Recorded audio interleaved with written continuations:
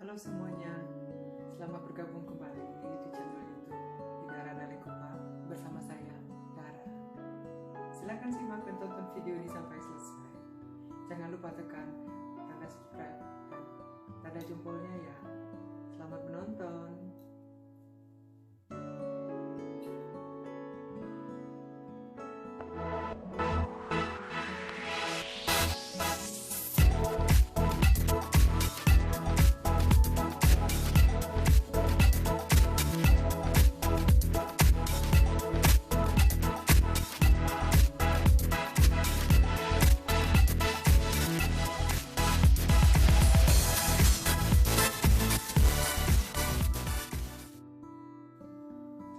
Halo semuanya, sampai ketemu lagi dengan saya Dara. Di video kali ini saya ingin membahas tentang mata uang. Sebelum saya melanjutkan bahasan, saya ingin mendoakan semoga kita semua yang menonton video ini ada dalam keadaan sehat-sehat saja dan selalu berbahagia. Perjalanan yang buat sebagian orang dipikir itu adalah hal yang menyenangkan. Buat saya yang sering melakukan perjalanan, saya mempunyai pengalaman yang berbeda. Terutama kalau saya melakukan perjalanan jarak jauh, penerbangan yang membutuhkan waktu berjam-jam untuk duduk di pesawat, atau penerbangan antar benua, duduk berjam-jam di pesawat dan dengan tekanan udara di atas itu akan membuat badan kita lelah sesampai di negara tujuan. Karena itu untuk menghindari bertambahnya masalah sesampai di negara tujuan, disarankan supaya kita sebelum berangkat sudah mempunyai uang yang cukup untuk memulai kegiatan kita di negara tujuan tersebut. Karena rutinitas yang ada di kedatangan, terutama penerbangan internasional, itu sudah cukup melelahkan. Contohnya keluar dari pesawat, melewati imigrasi, menuju ke tempat pengambilan barang. Kadang-kadang kita perlu waktu ekstra di imigrasi karena panjangnya antrian, atau kalau ada masalah jadi kita harus berurusan lebih lama dengan petugas-petugas imigrasi di bandara. Dengan adanya uang yang cukup di dompet untuk memulai kegiatan kita di negara tujuan, itu akan menghindari kita untuk menambah stres untuk mencari tempat penukar mata uang di bandara atau mencari tempat pengambilan uang di bandara. Dan juga itu akan membantu kita untuk menghemat waktu dalam berkegiatan begitu sampai di negara tujuan. Jadi saya sarankan buat kita yang akan bepergian antar negara telah memiliki mata uang negara tujuan kita sebelum kita sampai. Di video ini saya juga akan membagikan informasi tentang mata uang dan negara-negara yang pernah saya kunjungi. Semoga ini berguna juga buat kita semua yang akan bepergian untuk dalam waktu dekat. Jadi simak terus dan tonton terus video ini sampai selesai ya. Selamat menyaksikan. Di sini aku akan mulai memvisualisasikan dan melihatkan contoh-contoh ke kita semua tentang mata uang apa saja yang aku punyai. Uang ini berasal dari negara-negara yang tempat aku domisili, negara yang sering aku kunjungi, yang pernah aku kunjungi, ataupun negara yang belum pernah aku kunjungi. Jadi aku akan mulai dengan mata uang tempat aku domisili dulu, euro. Sini aku punya pecahan 100 euro, pecahan 50 euro, ada pecahan 200 20 euro,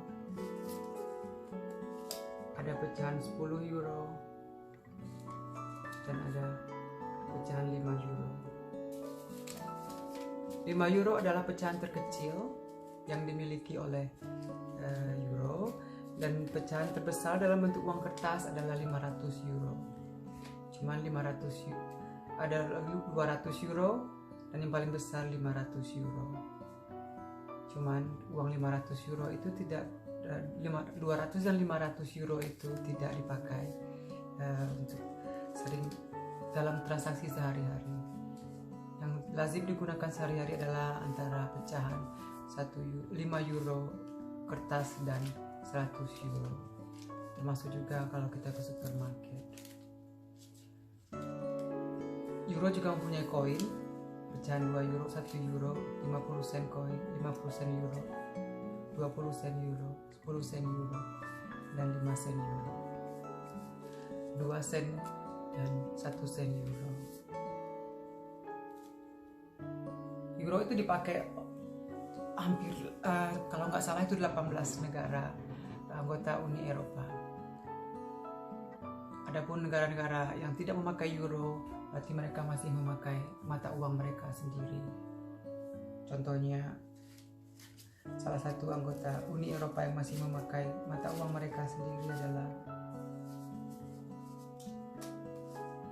Republik Ceko. Ceko masih memakai mata uang mereka sendiri, yang namanya korun Cek. Korun. Ini ada pecahan 500, pecahan 200, dan pecahan 100.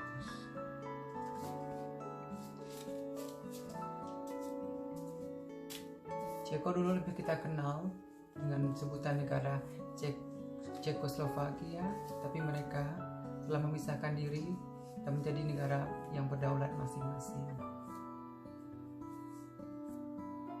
Berikutnya, aku pindah ke Swiss. Swiss juga adalah satu negara yang sering aku kunjungi. Mereka punya mata uang dengan sebutan Swiss franc.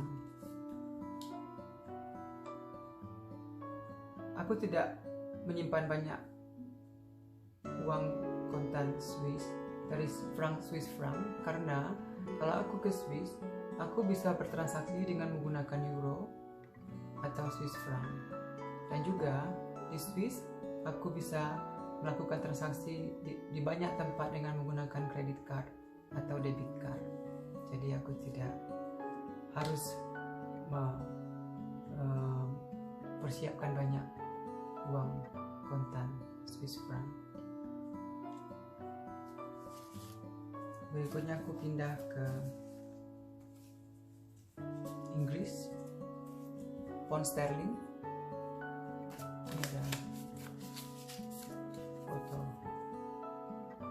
ratu Inggris, khususnya London, adalah kota yang sangat bersejarah dalam hidup aku, karena London adalah kota pertama yang aku datangi dan tinggali waktu aku pertama kali keluar negeri. Jadi untuk cerita itu mungkin nanti aku akan membuat vlog tersendiri, ya. Pound sterling Inggris tidak pernah menukar mata uang mereka menjadi euro. Jadi mereka tetap bertahan dengan memakai pound sterling waktu mereka masih menjadi anggota Uni Eropa. Seperti yang kita semua ketahui, Inggris tahun ini resmi keluar dari keanggotaan Uni Eropa.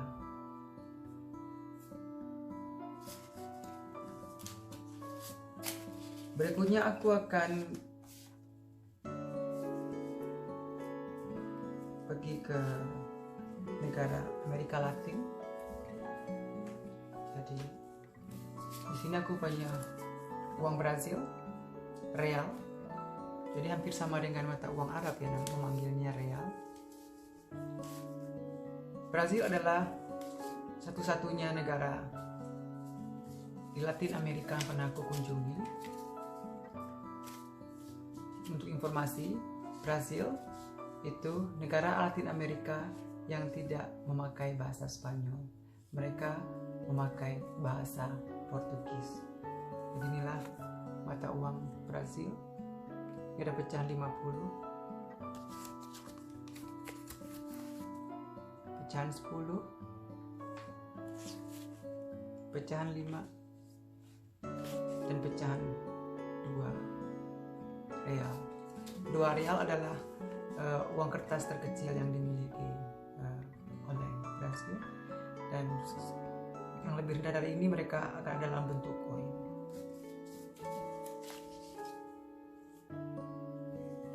Berikutnya aku pindah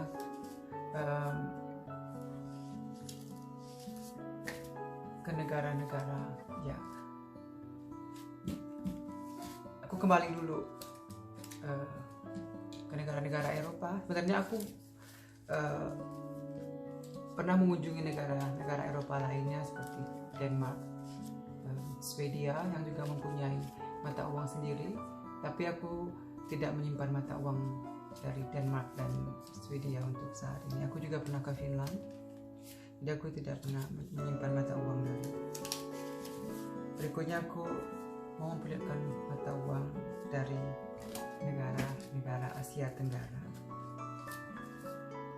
Aku akan mulai dari mata uang negara Republik Indonesia tercinta tentunya, seperti yang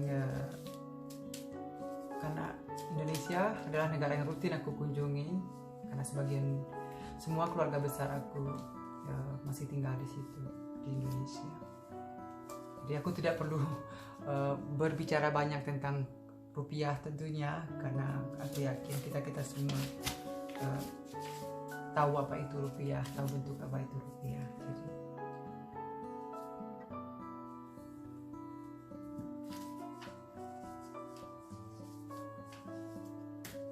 selanjutnya aku akan memperlihatkan Singapura dolar. Singapura dolar. Kenapa aku menyimpan Singapura dolar? Karena Singapura adalah negara yang sering aku singgahi buat transit, baik dalam perjalanan aku dari Eropa menuju Indonesia ataupun sebaliknya. Jadi inilah Singapura dolar bentuknya. Ini ada pecahan 50, ada pecahan 10, dia juga ada pecahan 5, tapi saat ini aku tidak punya. Aku cuma punya pecahan 50 dan 10 Singapura dolar.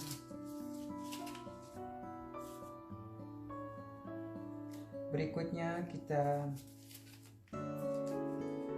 ke negara tetangga, juga ringgit. Inilah ringgit. Kenapa aku menyimpan ringgit? Alasannya sama, karena Malaysia adalah negara tempat aku transit, baik dalam perjalanan aku menuju ke Indonesia dari Eropa, atau sebaliknya kalau aku dari Indonesia balik menuju Eropa.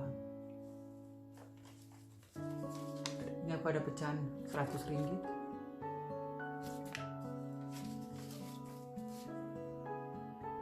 RM50,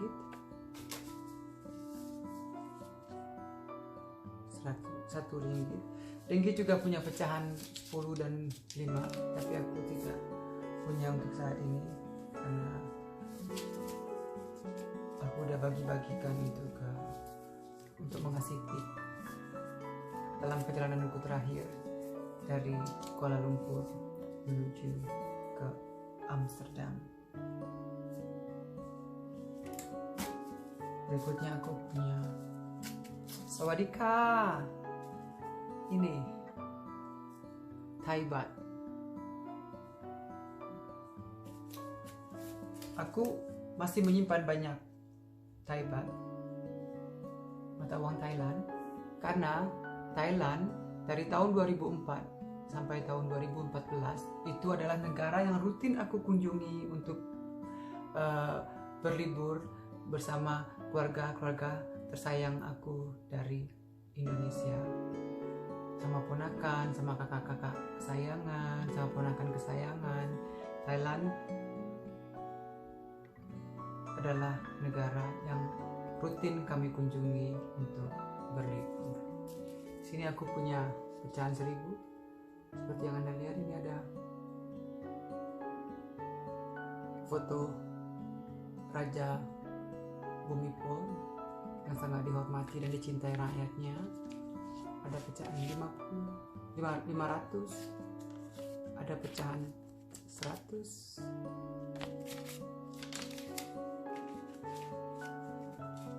ada pecahan 50,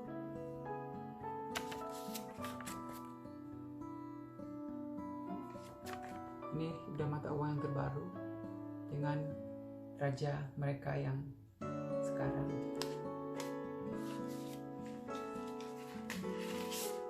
Dan pecahan 20 adalah uang kertas terkecil, pecahan terkecil yang dimiliki Thailand.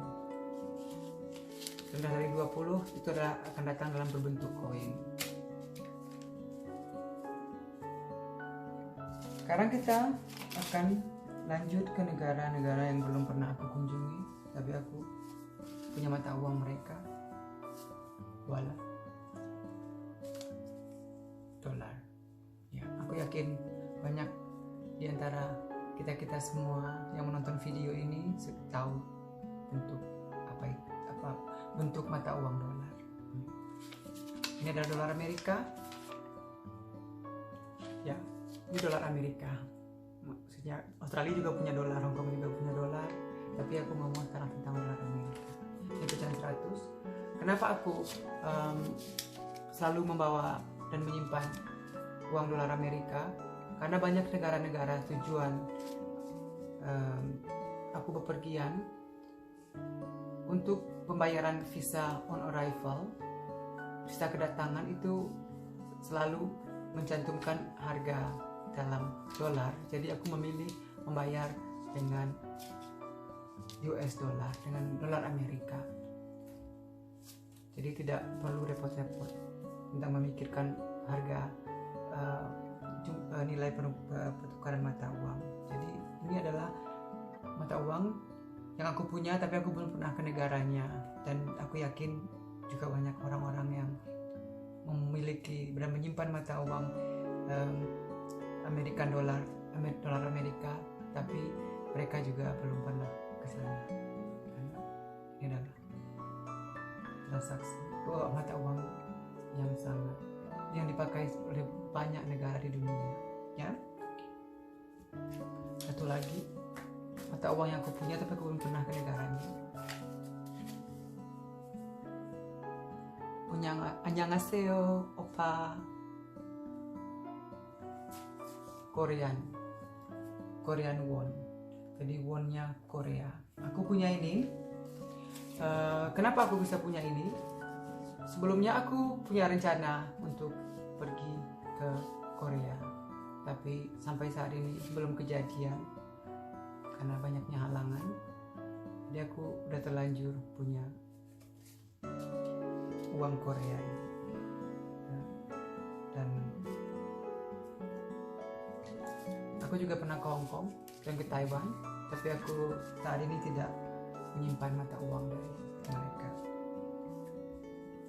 Jadi inilah sedikit visualisasi dan contoh-contoh mata uang yang aku punya. Tujuan kenapa aku